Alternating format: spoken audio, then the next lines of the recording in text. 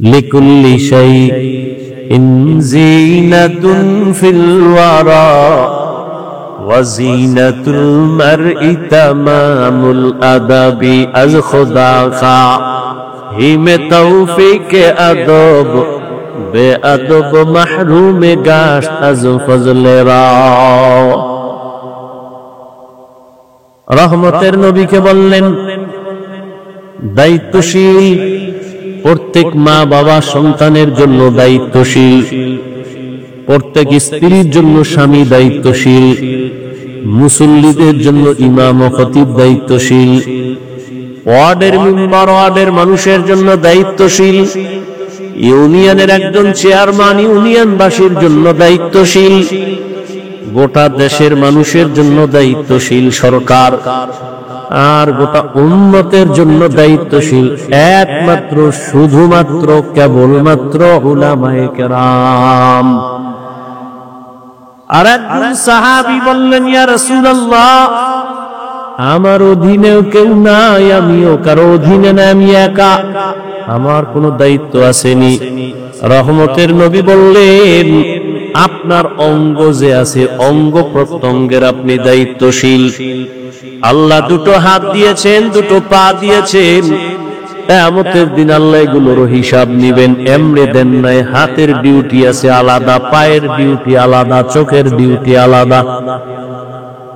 কিয়ামতের ময়দানে আমার আল্লাহ জিজ্ঞাসা করবেন, আল ইয়াউমা নাখতিমু আলা আফওয়াহিহিম ওয়া তুকাল্লিমুনা আইদিহিম ওয়া তাশহাদু আরজুলুহুম বিমা কানু ইয়াকসিবুন দস্তগোয়াদ মঞ্চুনি দুজদিদা আম লবগোয়াদ মঞ্চুনি বুসিদা আম চশমগোয়াদ চিদা আম গামজা হারাম গোশগোয়াদ চিদা আম সমরুন কালাম। আল্লাহ বলবে, হাত কথা বলো, চোখ কথা বলো। বাস্তবে হাত কখনো কথা বলতে পারে না। আপনাদের হাত পারেনি, পারে না, এটাই সত্য।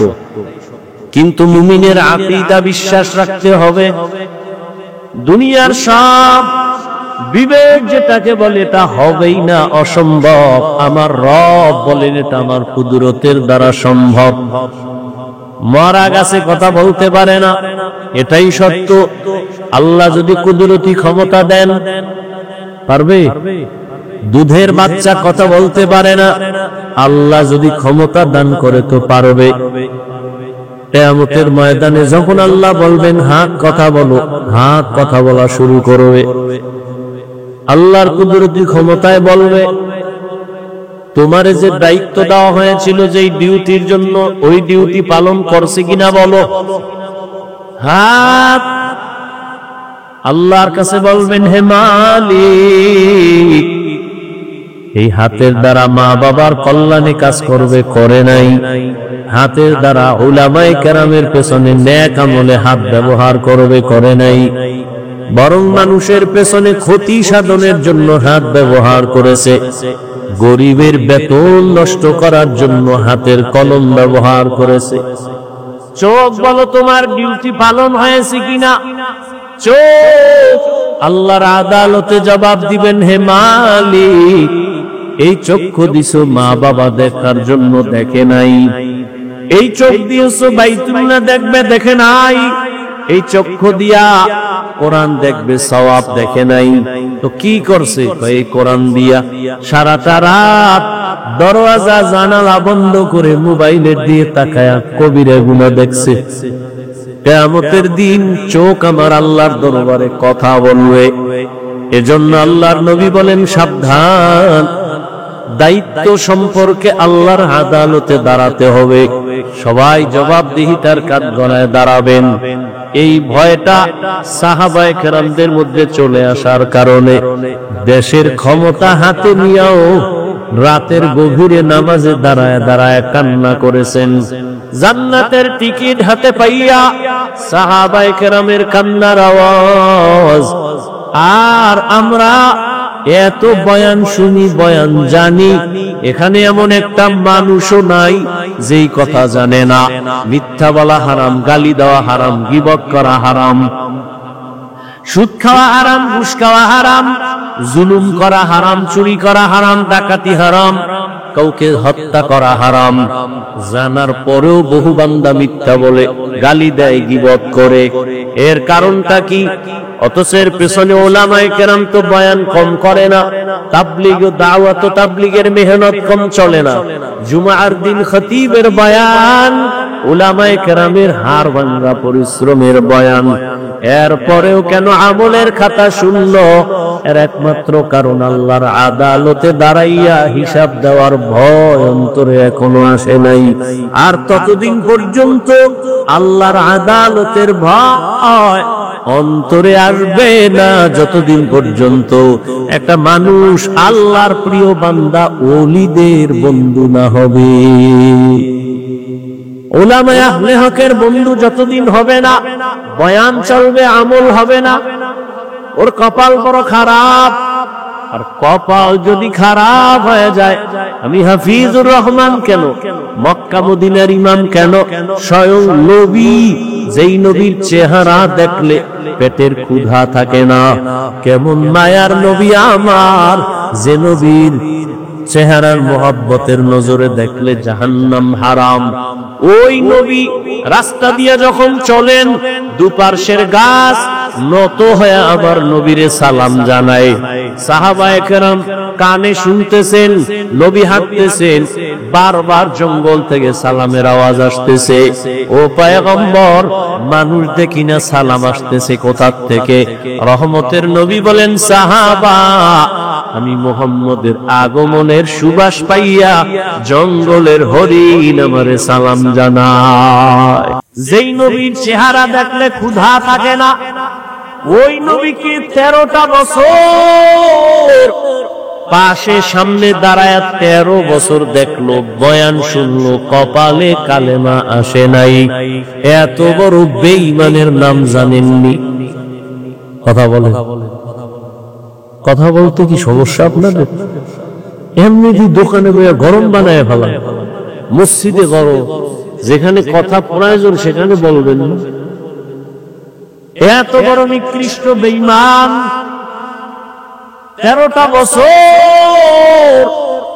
আবু জাহাল নবীজিকে দেখলো, বয়ান শুনলো, কালেমা পড়ে নাই। এর নাম কফাল।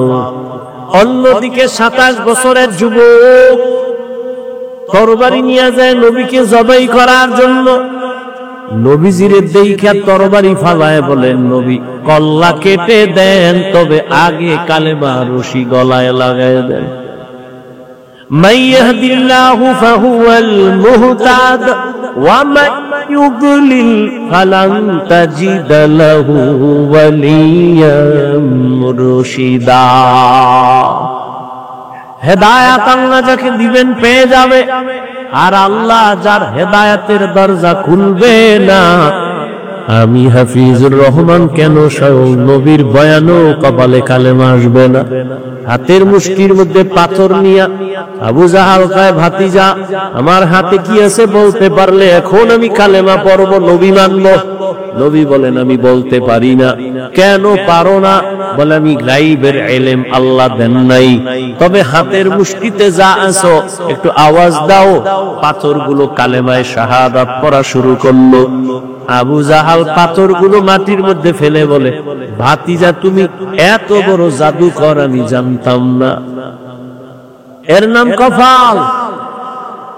কপাল যদি পড়ে যায়, হেদায়েতের দরজা খুলবে না। আর কপাল যদি আল্লাহ খুলে দেয়, নবীকে জবাই করতে আসিয়াও কালেমা পড়ে, এর নাম কপাল। এরে আমার কলিজার যুবক, দুনিয়াতে আর কত মাইয়ার চরিত্র নষ্ট করলে তোর মনের আশা মিটবে? দুনিয়াতে আর কত রাত মোবাইলে কবিরা গুনাহ দেইখা তোর আশা মিটবে? এত তাড়াতাড়ি তওবা করবি না তো কত গুনাহ করলে এরপরে তুই তওবা করবি? কত জীবন তুই পার্কে পার্কে দৌড়ানোর পরে তুই তওবা করবি, তোর আশা মিটবে? বল। চোখের সামনে তো যুবকের লাশ, পানির নিচে লাশ, গাড়ির নিচে লাশ, ঘুমের বিছানায় লাশ। ওলামায়ে কেরামের কথা শুনলা না রে বাবা? কয়দিন এই বাহাদুরি, করোনায় কত লাশ চলে গেল, ডেঙ্গুতে কত লাশ চলে গেল, এই ছাত্র জনতার আন্দোলনে কত লাশ চলে গেল। ও আল্লাহর বান্দা, তুমি সুস্থ, এটা বাঁচার গ্যারান্টি না। অসুস্থ রোগীর সামনে সুস্থ মানুষ মরে যায়, অসুস্থ রোগী অনেক দিন থাকে। আল্লাহর কাছে জবাব দেওয়ার ভয়ঙ্কর জমা করে নাও। আল্লাহ বলেন, ইয়া আইয়ুহাল্লাযীনা আমানুত্তাকুল্লাহা হাক্কা তুকাতিহি ওয়া লা তামুতুন্না ইল্লা ওয়া আনতুম মুসলিমুন।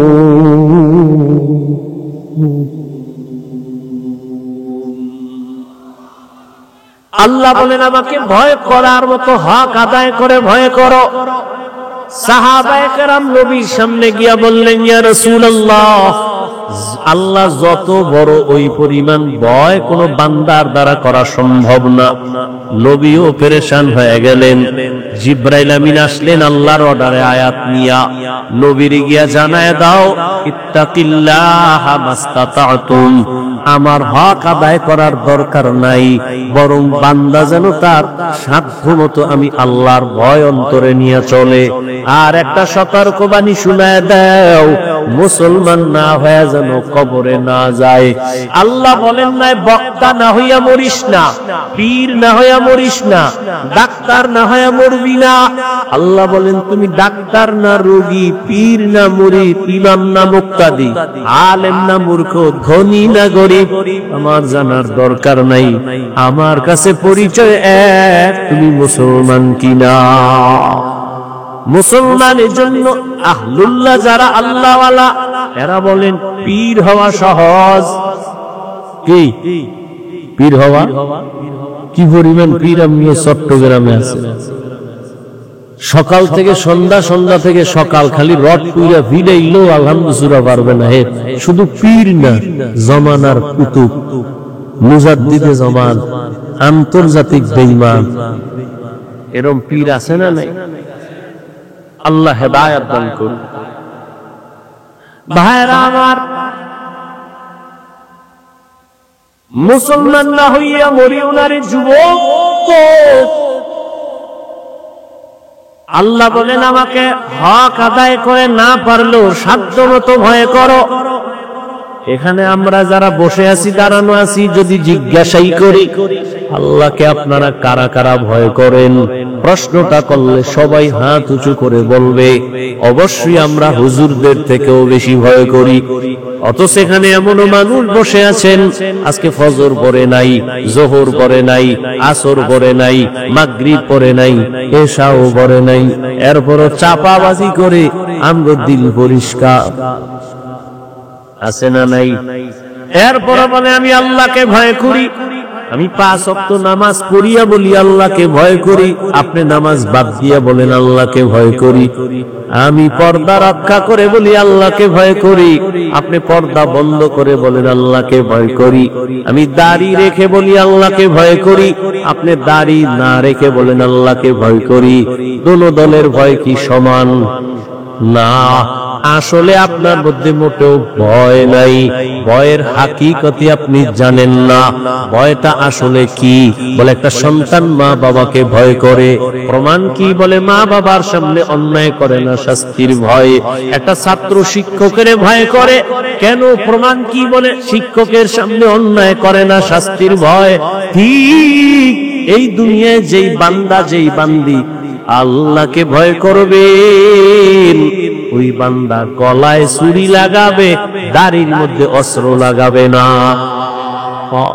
हर के दारत खौफे हक दर दिल मदम जन्नतुल मअवाते हत उ राम काम जुज़बा हक ची जे मखाद इंसो जा फजले उआ मस्ते दर जुमला जहां। আজকে আল্লাহর ভয় অন্তরে না থাকার কারণে এত বয়ান। আজকে তো বয়ান করব হিন্দুদের মন্দিরে গিয়া, আজকে তো বয়ান করার দরকার ছিল চট্টগ্রামের পাহাড়ে খ্রিস্টানদের মিশনারিতে গিয়া, কিন্তু ওই 12টা মাস মুসলমানের পেছনে কুত্তার মতো দৌড়াইতে দৌড়াইতে ঘুমানোরও টাইম পাওয়া যায় না। এরপরও মুসলমান নামাজের মুসাল্লায় যায় না। বুঝি না কি তুমি ভুলে আসো না আমরা ভুলে আসি? না হয় তাবলীগ ওয়ালারা পায়ে হাতে ধরে বুঝায় নামাজ পড়ো, পড়ো না কেন? পীর সাহেবরা পায়ে হাতে ধরে বুঝায় নামাজ পড়ো, নরম ভাষায় বুঝায়, কত নরম। আমরা বক্তারা বয়ান করি, এরপরও কেন নামাজ পড়ো না রে বাবা? আসলে কি তুমি মনে করছো আমরা ভুলে আছি? একটা প্রমাণ দেখাও। কারণ উলামায়ে কেরামের যত কথার পাওয়ার, মূল পাওয়ার হাউস হলো কোরআন শরীফ, আল্লাহর কোরআন। এই কোরআন আল্লাহ একজন আছেন, প্রমাণ কোরআন। জান্নাত আছে, দলিল কোরআন। জাহান্নাম আছে, দলিল কোরআন। গুনাহ করলে জাহান্নামে যাবে, প্রমাণ কোরআন। নেক আমল নিয়ে গেলে জান্নাত পাবে, প্রমাণ কোরআন। ওই কোরআনে যদি ভুল থাকে তো সবই ভুল। একটা ভুল বের করে দাও, আমি এখন দাড়ি কেটে ফেলবো, 7 প্যান্টাই লাগায় আর রাস্তায় নাচ গান করবো। তুমি কেন ১৩,০০০ বছর পর্যন্ত কত পণ্ডিতেরা ভুল বের করার অপচেষ্টা করিয়াও একটা ভুল বের করতে পারে নাই, বরং বহু বিধর্মীরা কালেমা পড়ে মুসলমান হয়ে গেল। ও আল্লাহর বান্দারা, তাহলে সমস্যাটা কোথায়? তুমিও মুসলমান, আমিও মুসলমান রে যুবক। তোমার আমার আল্লাহ 2 না 1? বুঝে শুনে কইও, পেছ লাগাইও না। ও যুবক বাবা, বলো তোমার আল্লাহ আমার আল্লাহ, তোমার আমার নবী, কোরআন, হাদিস, কাবা, ধর্ম, কালেমা। দুনিয়াতে আর সীতাও কিন্তু এক, বিদায় বেলা কাফনের সংখ্যা হবে 1। আমারও 3 কাফন, তোমারও 3 কাফন। নাকি আমি একটা বক্তার সম্মানে বাড়ানো হবে? তুমি রিক্সা ড্রাইভার, গরিব হওয়ার কারণে একটা কাফন কম হবে? আমারও 3 কাফন, তুমিও 3 কাফনে পেঁচায়া পড়বা, কালার হবে আলাদা। কি কালারও এক, কাফনের উপরে লেখা থাকবে বড় হুজুরের লাশ। হ্যাঁ, এত মাস্তানি কেন, এত ভাব কেন? আজ আমি বক্তা বক্তা ভাব, তুমি টাকার ক্ষমতার ভাব। কাফনে যেদিন ডুববা সেদিন সব বাহাদুরি বন্ধ হয়ে যাবে।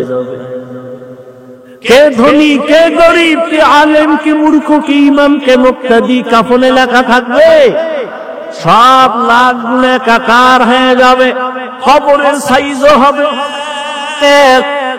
কবরে রাখার পরে প্রশ্ন হবে 3টা, তাও এক। রবের পরিচয় দাও, ধর্মের পরিচয় দাও, রাহমাতুল লিল আলামিনের পরিচয় দাও। নবী বলেন, যারা এই 3 প্রশ্নের জবাব দিবে তাদের কবর হবে রওজাতুম মির রিয়াজিল জান্নাহ। আর যারা জবাব দিতে পারবে না তাদের কবর হবে হুফরাতুম মিন হুফারিন নার। কে জবাব দিতে পারবে? হুজুরেরা গ্যারান্টি নাই। যদি হুজুরেরা জবাব দিতে পারার গ্যারান্টি থাকতো, জান্নাতের টিকিট হাতে পাইয়া সাহাবায়ে কেরাম জীবনভর কান্না করতেন না। রহমতের নবী বলেন, আমি তো আয়েশার হুজুরায় এশার নামাজ পড়ে ঘুমায় গেছি। আমি ঘুমাইলে শুধু চোখ আমার বন্ধ, অন্তর আমার ঘুমায় না। আমার মাথার পাশেই তো আমার মসজিদে নববী। হঠাৎ ঘুমের মধ্যে গভীর রাত, কানের মধ্যে কান্নার আওয়াজ আসতেছে। এই রাতের বেলাকে কান্না করে আমি সজাগ হইয়া নজর করে দেখলাম আমার মসজিদের মধ্যে কে যেন নামাজে দাঁড়ায় কান্না করে। আমি আস্তে উঠলাম, উঠা বের হয়ে গেলাম। ভিতরে তাকাইয়া দেখি জান্নাতের 1 নম্বর সাহাবী আমার আবু বকর গভীর রাতে নামাজে দাঁড়ায় দাঁড়ায় কান্না করে। আমি নবী অপেক্ষা করলাম। আবু বকর নামাজ শেষ, আমাকে দেখে আশ্চর্য। আমি জিজ্ঞাসা করলাম, আবু বকর আপনি নামাজে দাঁড়ায় কাঁদলেন কেন গভীর রাতে? আবু বকর বলেন, ইয়া রাসূলুল্লাহ, আল্লাহর আদালতে দাঁড়াইয়া হিসাব দেওয়ার ভয় আমি কান্না করেছি। কিয়ামতের ময়দান আপনিই তো বয়ান করেছেন, সব নারী পুরুষ উলঙ্গ দাঁড়াবে, সূর্য মাথার উপরে নেমে আসবে, জাহান্নামের গরমের তাপ নবীরা পর্যন্ত কান্না শুরু করবেন, এত কঠিন হবে হালাত।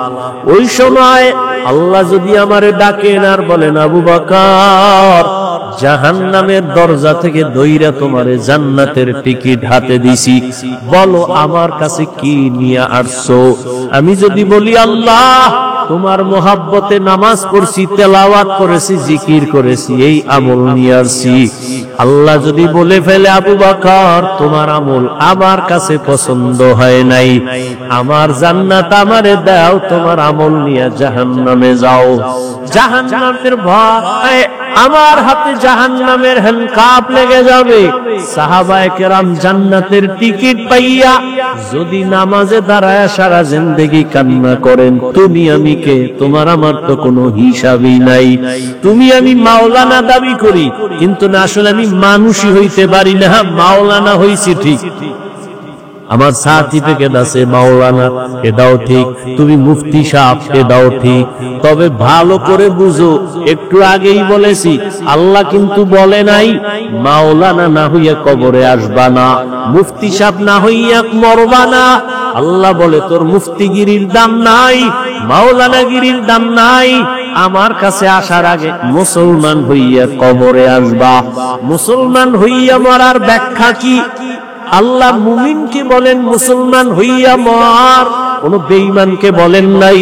ওরে মুমিন আমরা যারা এখানে মুমিন প্লাস মুসলমান, আবার আমাদের কেন বললেন মুসলমান হইয়া মরো? এই কথা বলার কারণ কি? মুমিন তো আমরা মুসলমান সব এক, আবার আল্লাহ কেন বললেন ও মুমিন মুসলমান হইয়া মরো? তাহলে কি আমরা মুমিন হইছি, মুসলমান হইতে পারি নাই? কেমন কেমন যেন একটু প্রশ্ন। আবার এক আয়াতে আল্লাহ বলেন, ইয়া আইয়ুহাল্লাযীনা আমানু দুখুলু ফিস-সিলমি কাফা ওয়া লা তাত্তাবিউ খুতুওয়াতিশ শাইতান ইন্নাহু লাকুম আদুউম মুবিন।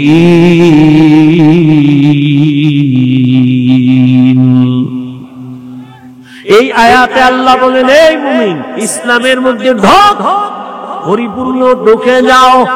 আল্লাহ আর এক আয়াতে আরো স্পষ্ট করে বলেন, ইয়া আইয়ুহাল্লাযীনা আমানু আমিনু বিল্লাহি ওয়া রাসূলিহি, ও মুমিন আল্লাহর উপরে রাসূলের উপরে ঈমান আনো। এখানে আমরা সবাই মুমিন না? কথা বল না, আল্লাহ মানি, নবী মানি, মানার কারণেই তো মুমিন। আল্লাহ কয় এই মুমিন আবার ঈমান আন। মুমিনের ডবল ঈমানের দাওয়াত কেন? এই জবাব দেওয়ার টাইম আমার নাই, থাকলেও আপনাদের ধৈর্য নাই। আছে? আল্লাহ কবুল করেন। আল্লাহ দুই জবাব দিছেন। আল্লাহ তো গায়েবের মালিক নাকি? আমাকে বিশ্বাবরাও গায়েব জানি। আল্লাহ কয়জন? সবাই বলেন আল্লাহ যে এক, কোন দিক থেকে এক বলেন? আল্লাহ কেমন এক যার কোনো দুই? আল্লাহ কেমন এক যার সমান কোন আল্লাহ? আল্লাহ তো এক যার সহযোগিতায় কেউ। আল্লাহর ক্ষমতার মতো কারো ক্ষমতা? আল্লাহর স্পেশাল কিছু গুণ আছে, এই গুণ আর কারো মধ্যে কেউ যদি মনে মনে ভাবে আল্লাহর গুণ আরো কারো মধ্যে আছে, স্পেশাল গুণটা আরো কারো মধ্যে আছে, মনে করার নাম শিরিক। যারা মনে করবে তাদের নাম হলো মুশরিক। মুশরিকদের জন্য আল্লাহ জান্নাত হারাম করে দিয়েছেন। ইন্নাল্লাহা লা ইয়াগফিরু আন ইউশরাকা বিহি ওয়া ইয়াগফিরু মা দুনা যালিকা লিমান ইয়াশা ওয়া মান ইউশরিক বিল্লাহ فقد ضل ضلالا بعيدا ومن يشرك بالله فقد افترى اسما عظيما ومن يشرك بالله ফাকাদ হারামাল্লাহু আলাইহিল জান্নাহ। যারা শিরকের গুনাহ করবে আল্লাহ বলে আমি তাদের ক্ষমা দিব না, তাদের জন্য জাহান্নাম জান্নাত হারাম করে ঘোষণা দিয়ে দিলাম। আল্লাহর মতো আল্লাহ আছে মনে করা শিরিক, আল্লাহর গুণের মতো কারো গুণ আছে মনে করার নাম শিরিক। যারা মনে করবে তাদের নাম মুশরিক। আল্লাহর স্পেশাল একটা গুণ হলো আল্লাহ গায়বের মালিক। কুল ইয়ালামু মান ফিস সামাওয়াতি ওয়াল আরদিল গায়বা ইল্লাল্লাহ। আল্লাহ বলেন হে নবী জানায়া দেন আসমানের বাসিন্দারা কেউ গায়ব জানে না। ও নবী জানায়া দেন জমিনের বাসিন্দারা কেউ গায়ব জানে না। কে জানে? একমাত্র আল্লাহ। এরে নবীর উম্মত ভালো করে বুঝো, আল্লাহ পাক রব্বুল আলামিন বলেন আমি আল্লাহ এক, আমি আল্লাহর সাথে আর কারো অংশীদারিত্ব নাই। এরে নবীর উম্মতের দল, আল্লাহ পাক বলেন আমি গায়েব জানি। একটা পর্যায়ে আসবে আমার আখিরি নবীর উম্মতের মাঝে আমি আমি আমি আমি ভাব নিয়া বেঈমানের সাথে মোকাবেলা করার তুলনায় নিজেরা নিজেরা ঝগড়া করবে বেশি। আমরা বেশি বেশি করি না, আমরা নিজেদের মধ্যে তর্ক বেশি। আজ আমরা যদি একটু তর্ক বন্ধ করে সব যদি এক হাতে হাত রাখতাম, কিছু লাগবে না, আন্দোলনও লাগবে না, স্লোগানও লাগবে না, শুধু এক ময়দানে যদি সব আলেম আসতো, এটা দেখাই বেঈমান আর নাস্তিকদের ঘুম হারাম হয়ে যাইত। আল্লাহ জানেন শেষ জমানায় মানুষ আমার উম্মত নবীর উম্মতের মাঝে মুমিনে মুমিনে ঝগড়া করবে, রক্তক্ষয়ী সংঘর্ষ লাগাবে, নিজেরা নিজেরা অহংকারী ভাব নিয়ে। কি কইব? কইবে নবী কাফেরের কাছে দাওয়াত দিছে, তোমরা মুমিন হইয়া কেন মুমিনের দাওয়াত দাও? এরকম ঝামেলা আছে না নাই? চট্টগ্রামে নাই? নবী দাওয়াত দিছে কাফেরের কাছে, ও তাবলীগ ওয়ালারা তোমরা এক মুমিন আর এক মুমিনের কেন কালেমার দাওয়াত দাও? আল্লাহ কয় আমার কোরআন থেকে জবাব নিয়ে যাও। আমি আল্লাহ মুমিনকে ডবল দাওয়াত দিলাম, ইয়া আইয়ুহাল্লাযীনা আমানু আমিনু বিল্লাহ। আল্লাহ যদি মুমিনকে আবার ইমানের ডবল দাওয়াত দিতে পারে, আমরা মুসলমান কেন মুসলমানের দাওয়াত দিতে পারবো না? আমি তো বসাই বললাম আজকে বয়ান করব হিন্দুদের মন্দিরে, খ্রিস্টানদের গির্জায়। 12 মাস মুসলমানের পেছনে দৌড়ায়, ঘুমানোর টাইম নাই। এরপরও লাইনে রাখা যায় না, এরপরও লাইনে রাখা যায় না। বিধর্মীরে দাওয়াত দিব কখন? আর এই প্রশ্ন যারা অনর্থক করে এরাও কিন্তু প্রশ্নের সাথে মিল নাই। যারাই প্রশ্ন করে এরাও কিন্তু মুসলমানের দাওয়াতি মজলিসে বসে এই প্রশ্ন উঠায়। তোমরা হিন্দুদের মন্দিরে গিয়া যদি দাওয়াত দিয়ে কইতে আমরা হিন্দুদের মন্দিরে আসছি, তোমরাও যাও, তোমরা কেন মুসলমানের দাওয়াত দাও? এই যে বললাম, যেই মুসলমান আপনার আল্লাহ আমার আল্লাহ এক, নবী এক, কোরআন এক, কাবা এক, ধর্ম এক, কালেমা এক, সব এক, অথচ আপনারা অনেক ভিআইপি জগতের মুসলমান। কেন? আমি মাথায় টুপি না দিলে লজ্জা পাই। ও নোয়াপাড়ার মুসলমান, তুমি কেমন? তুমি টুপি দিতে লজ্জা পাও, তুমি কত ভিআইপি মুসলমান। আমি দাড়ি কাটতে লজ্জা পাই, তুমি দাড়ি রাখতে লজ্জা পাও। তুমি কত বড় ভিআইপি মুসলমান। কোন জগৎ থেকে তোমারে আল্লাহ আলাদা বানাইছে? আমি নামাজ না পড়লে লজ্জা পাই, তুমি কেমন মুসলমান? নামাজ পড়তে গেলে লজ্জা পাও। ও যুবক, আমি দাড়ি কাটতে লজ্জা পাই, তুমি দাড়ি রাখতে লজ্জা পাও। শুধু কি লজ্জা পায়, আবার উল্টা আমাকে প্রশ্ন দিয়ে আটকানের লেগে বয়া থাকে। দাড়ি না রাখলে অসুবিধা কি? টুপি না পরলে অসুবিধা কি? কত বড় বেয়াদব একটা মুসলমান, রাসূলের উম্মত হইয়া দাড়ি রাখতে পারে না, নামাজ পড়তে পারে না। সে দিল নরম কইরা হুজুরে রেখে, হুজুর নবীর আদর্শ মানতে পারিনি, তো দোয়া কইরেন, চেষ্টা করুন। এটা না আদব। কত বড় বেয়াদব হইলে অন্তরের মধ্যে প্রশ্ন রেডি রাখছে, হুজুর জিগাইলি আমি প্রশ্ন ছুড়ে দিব, তুমি না পারলে অসুবিধা কি, দাড়ি না রাখলে অসুবিধা কি, আমার নবী যদি কয় তোর মতো বেয়াদব আমি মুহাম্মদের উম্মত স্বীকার না করলে কি অসুবিধা কি? তুমি মুসলমান, তোমার অন্তরে এই প্রশ্ন আসে কিভাবে? তুমি পারো না, তোমাকে তো কেউ জাহান্নামী বলেন। তুমি দোয়া চাইবা, হুজুর চেষ্টা করবো নবীর তরিকা যেন মাইনে চলতে পারে। তুমি কত বড় গাধা! তুমি উল্টা প্রশ্ন করো, নামাজ না পড়লে অসুবিধা কি, দাড়ি না রাখলে অসুবিধা কি, টুপি না পড়লে অসুবিধা কি, ইসলামটাকে কি বানাইতে চাও? তামাশা মনে করেছো ইসলাম, খেলনা মনে করেছো ইসলাম, তাকে খেলনার পাত্র বানিয়েছো। মুসলমানের সন্তান কই পেয়েছেন দুঃসাহস? কোন বেঈমান আর মুনাফিক তোমাকে এই প্রশ্ন শিখায় দিয়েছে? কিসের মুসলমান তুমি? গৌর গোবিন্দ সিলেটের জমিনে ওই বেঈমানের মোকাবেলা করতে তো বেতের বাড়ি লাগে নাই। শাহজালালের তাহাজ্জুদের কান্নার ফজরের আযান, কই তোমার সে তাহাজ্জুদ, কই তোমার সে আযান, কই নামাজ? সারা রাত মোবাইল দেখে কবিরা গুনাহ করে চেহারাটা নষ্ট করে ফেলেছো। ভাব দেখাচ্ছ তুমি বড় বুজুর্গ, আলেমের ভুল হও। এই বেয়াদবি কে শিক্ষা দিয়েছে তোমাকে? তুমি লিখে রাখো আমার কথা, যদি মরে যাই কবরে জুতা মারবি যদি মিথ্যা হয়। যদি এখনো তওবা না করো, আলেমের বিরোধিতা করে তোর মরা হবে, জীবনের পঙ্গু হওয়া মরা লিখে রাখিস। তুই পঙ্গু না হয়ে মরবি। তওবা যদি করো, খোদায় দরজা খুলে দেয় ওমরের মতো, শুকর আল্লাহর দরজা।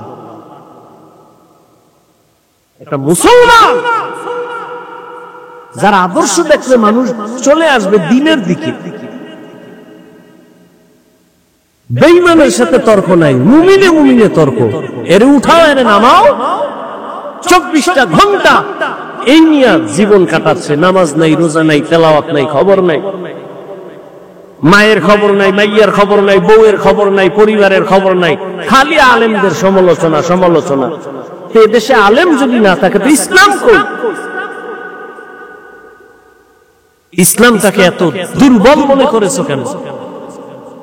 আমি তো এতক্ষণ যে চিল্লাইছি, একবারও কি বলছি এই স্কুল কলেজ বাদ দিয়া সব কওমিতে ঢোক, নাইলে তুই শেষ? বলছি? ও যুবক বাবারা, ভালো করে খেয়াল করো। আমি পাস করলি তুমি মাথায় দিলাম, একবারও বলি নাই তুমি পাস করলি মাথায় দাও, না হয় ধ্বংস। আমি কওমি মাদ্রাসার সন্তান, আমি তাবলীগের লাইনের সন্তান, আমি পীরের মুরিদ। তোমাকে একবারও বলি নাই যুবক বাবা পীরের কাছে যাও, তাবলীগে যাও, না হয় তুমি ধ্বংস, একবারও বলি নাই। বরং আমি চট্টগ্রামের মানুষের বলে যাই, দোয়া করে যাই, ও যুবক তুমি স্কুলে পড়ো, ধন্যবাদ, শুকর আদায় করে দোয়াও করে যাই, তুমি স্কুলেই পড়িও, ডাক্তার হও, ইঞ্জিনিয়ার হও, ব্যবসায়ী হও, চাকরিজীবী হও, প্রফেসর হও। আমগো মাদ্রাসায় সব বীর জমানের দরকার নাই, আমগো মাদ্রাসায় ছাত্র অনেক বেশি, এটি কমানোরও দরকার, ছাত্রের অভাব নাই। কলেজ ভার্সিটি বন্ধ করে মাদ্রাসায় আসার কোন যৌক্তিকতা নাই।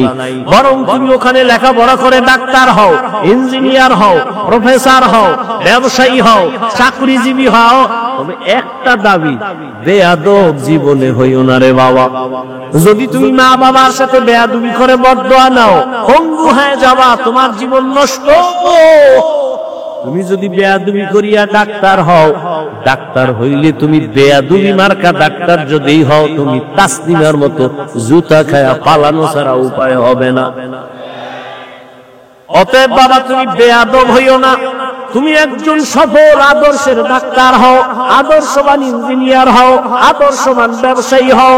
তোমার আদর্শ দেখে যেন মানুষ কিছু শিক্ষা পায়, তোমার ব্যবহারে কোনোদিন যেন মা বাবা কষ্ট না পায়, তোমার ব্যবহারে যেন শিক্ষকেরা কষ্ট না পায়, তোমার ব্যবহারে কখনো যেন তোমার উলামায়ে কেরাম কষ্ট না পায়। তুমি আদবওয়ালা জিন্দেগি নিয়ে চলো। কারণ আল্লাহর জাতের কসম, তুমি যত বড় হতে চাও মা বাবার দোয়া ছাড়া সম্ভব না, শিক্ষকের দোয়া ছাড়া সম্ভব না, উলামায়ে কেরামের নেক নজর ছাড়া কোনোদিন সম্ভব না। এই জন্য বাবা, তুমি যেই লাইনে থাকো, ডাক্তার হও বাধা নাই, মুসলমান হইয়া মরো। ডাক্তার হইয়া মুসলমান হওয়া যাবে না কথাটা এমন না। এবার বাস্তবে কিছু উদাহরণ তোমার সামনে দেই। বাবা তুমি যুবক, জবাব দাও। তোমার মতো যুবক জেনারেল লাইনে আছে, স্কুলে কলেজে, সত্য কথাটা স্বীকার করো। তোমার মতো যুবক স্কুলে পড়িয়াও কি 5 বেলার নামাজ পড়ে দাড়িওয়ালা আছে? না থাকলে কও নাই আছে? আর ওয়াজ নাই, তোমার জন্য কোনো ওয়াজ নাই, তোমার ওয়াজ শেষ। তুমি শুধু এতটুকুই আল্লাহ বিবেক দিছে, কুকুর শুয়োরকে আল্লাহ ভালো মন্দ যাচ্ছে এর বিবেক দেয় না, তোমাকে দিছে। তুমি শুধু এতটুকু নিজেকে জিজ্ঞাসা করো তো, তোমার মতো জেনারেল লাইনের ছেলেটা স্কুল কলেজে পড়ে যদি দাড়ি থাকে, নামাজ থাকে, তুমি পারো না কেন? আর কোনো ওয়াজের দরকার নাই তোমার। তোমার মতো যুবক সন্তান র‍্যাব আর্মি পুলিশ বিডিআরের চাকরি করে, নামাজ ছাড়ে না, বলো না।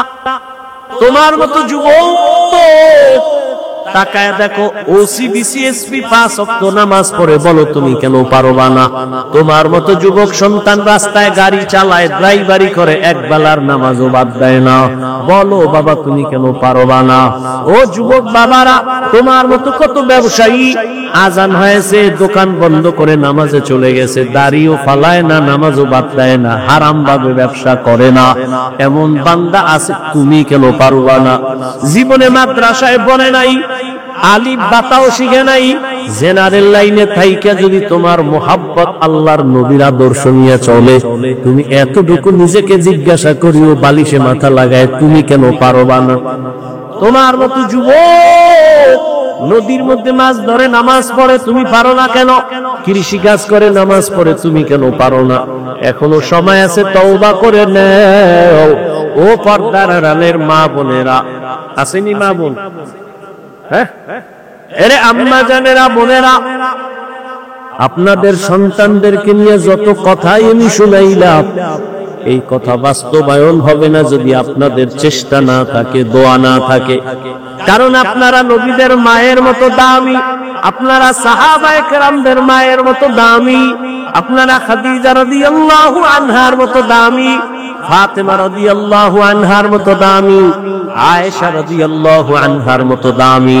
এরে আম্মা জান, আপনারা ইসমাঈল নবীর মা হাজরা আলাইহা সালামের মতো দামি, আপনারা ঈসা নবীর মা মারিয়াম আলাইহা সালামের মতো দামি। জীবনের বড়, দুনিয়ার বড় এক বেঈমান ফেরাউন, জানেননি তার স্ত্রীর নাম কি? আসিয়া। এত বড় বেঈমান ফেরাউনের ঘরে আসিয়া কত বড় আল্লাহর পেয়ারা বান্দি। রহমতের নবী বলেন, কিয়ামতের দিন জান্নাতে আসিয়ার সাথে আমার বিবাহের বন্ধন হয়ে যাবে। ও পর্দার আড়ালের মা, আপনার স্বামী তো ফেরাউনের মতো খারাপ না, আপনি কি পারেন না নামাজ পড়ে দোয়া করবেন? স্বামীরে যদি বলতেন, স্বামী নামাজ পড়ার চেষ্টা করো, কামাই রুজি করো, তুমি হারাম টাকা ঘরে আনবা না, যদি এভাবে বুঝাইতেন, হারাম টাকা খাইয়া নিজের রক্ত নাপাক করব না, সন্তানেরটাও নাপাক করতে দিব না, দুনিয়ার কোন স্বামী হারাম কামাই ঘরে নিতে পারত না। এরে আম্মা জান, আপনার মতো কত মা এই অঞ্চলে এখনো পাবেন, পর্দা রক্ষা করে চলে, নামাজ ছাড়ে না, স্বামীর মাল হেফাজত করে, সন্তানগুলোকে আদর্শওয়ালা বানানোর চেষ্টা করে, কখনো মোবাইলে চরিত্র বিক্রি করে না। এর আম্মা জানেরা, আপনারা কেন পারবেন না? ও যুবক বাবা, এখনো সময় আছে, তওবা করে নাও।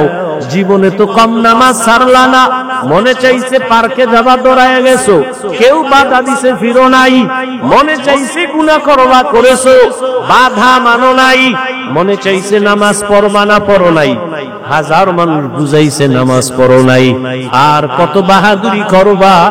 এখনো সময় আছে, তওবা করে নাও। মনে মনে আল্লাহকে বলো, হে মালিক, জীবনে আর নামাজ ছাড়বো না, আর দাড়ি কাটবো না, বেপরদায় চলবো না, মা বাবার সাথে বেয়াদবি করবো না, শিক্ষকের দোয়া নিয়া, উলামায়ে কেরামের পরামর্শ নিয়া নবীজির তরিকা মেনে চলবো, মা বাবার দোয়া নিয়ে চলবো। জীবনে তো গুনাহ কম করি নাই, মনে মনে আল্লাহকে বলো, হে আল্লাহ, দুনিয়াতে আমার মতো গুনাহগার কেউ নাই, শয়তানের ধোঁকায় জীবনে অনেক গুনাহ করেছি, আজ থেকে তৈরি হয়ে গেলাম, আমার মতো যুবক যদি জেনারেল লাইনে থাকিয়া নামাজ পড়ে আমি কেন পারবো না? ও আল্লাহ, তুমি তো হায়াতের মালিক, রিজিকের মালিক, সম্মানের মালিক, আজ থেকে আর নামাজ ছাড়বো না, দাড়ি কাটবো না। ও আমার যুবক বাবারা, কার পেছনে পড়ে নামাজ ছাড়ছো? কার কিছু টাকা পাওয়ার জন্য কার পেছনে ঘুরি দিয়া দাড়ি কাটছো? ও তো তোমার বন্ধু না, স্বার্থে আঘাত লাগলে তোমাকে চিনবে না, ওর পেছনে পড়ছো। তুমি আজ অসুস্থ হয়ে গেলে তোমার মোবাইলের নাম্বারটা ডিলিট করে ফেলবে, জীবনে তোমার সাহায্য আর আসবে না, দল থেকে নাম কাটবে, কল্লা পর্যন্ত কেটে দিবে।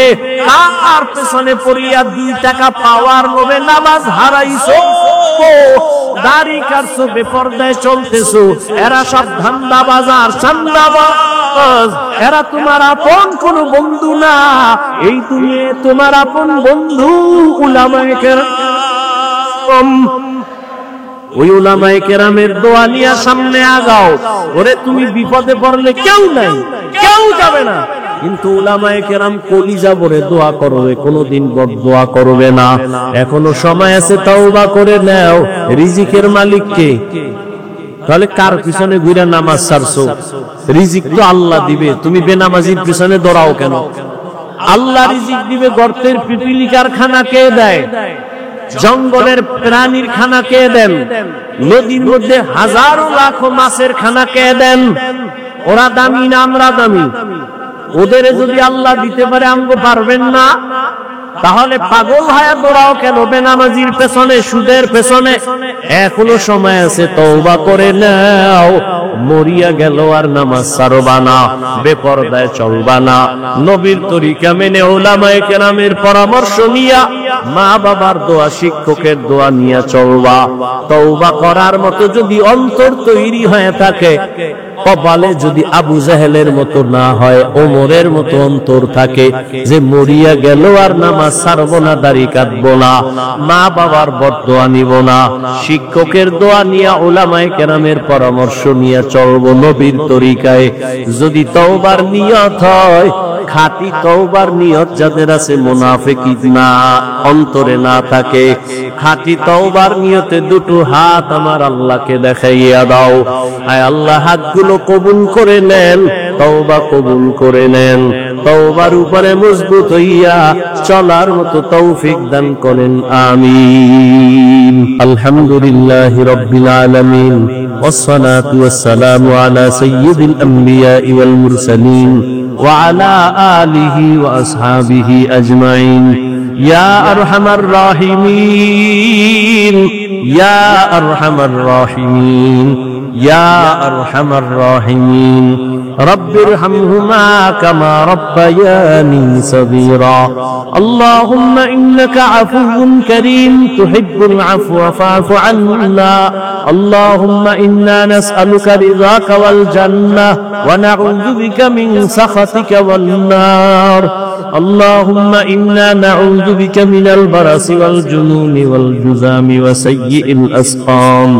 اللهم إني ظلمت نفسي ظلما كثيرا ولا يغفر الذنوب إلا أنت فاغفر لي مغفرة من عندك وارحمني إنك أنت الغفور الرحيم. ربنا العالمين গুনার বোঝা নিয়ে আপনার দরওয়াজায় হাজির, কুদরতের নজর দিয়ে দেখেন উলামায়ে কেরাম, মুরব্বি, হাজী সাহেব, পর্দার আড়ালে কত মা বোনেরা, আয় আল্লাহ, গুনার বোঝা নিয়ে হাত তুলেছি। কত যুবক, কত ছাত্র ভাই দুনিয়াতে আসিয়া কত শয়তানের ধোঁকায় পড়ে গুনাহ করেছি। দুনিয়ার মানুষ আমারে কত সম্মানের জায়গায় বসাইছে, অথচ জানে না কেউ আমি কত বড় অপরাধী। আবার গুনার খবর আমার মা জানে না, ভাই জানে না, আপনজন কেউ জানে না। এ জীবনে গুনার কারণে আমার হাত না পাক, আমার চোখ না পাক, আমার জিহ্বা না পাক, অন্তর না পাক। ও আল্লাহ, আপনার